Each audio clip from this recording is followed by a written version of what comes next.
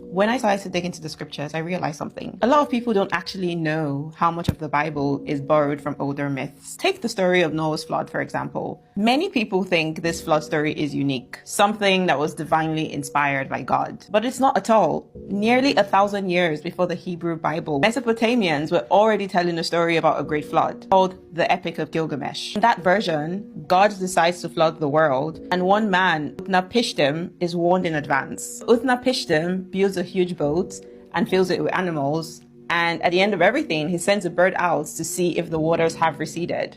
Doesn't that sound awful familiar? This wasn't a coincidence at all. The Israelites lived in Babylon, surrounded by all these other cultures and all these older myths, and what they did was adapt them. They took a pagan story, changed the names, shifted the theology, and then made it their own. But why are we talking about this? Why is it important?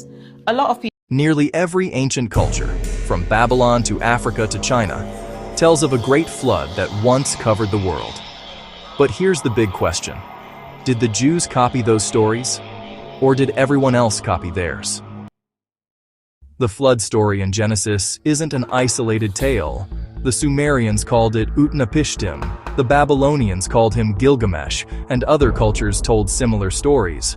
But the difference is how the Jewish record tells it, not as a myth, but as a genealogy.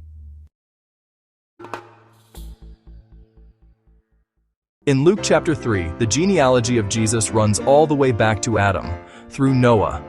That's not myth, that's history.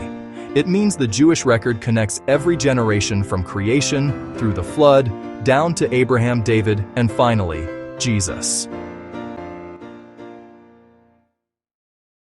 Even fossils whisper the same story. Across continents, scientists find layers of marine fossils on mountaintops, mixed with land animals, evidence of a sudden global catastrophe. The layers didn't form over millions of years, but by massive rapid burial, just like a flood would cause.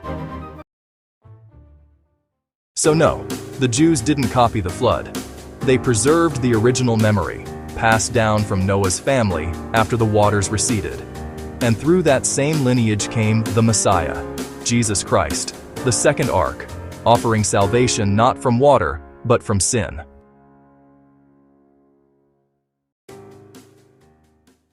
This isn't myth, it's memory. And every flood story around the world points back to one truth. God judged the earth once and he will restore it again.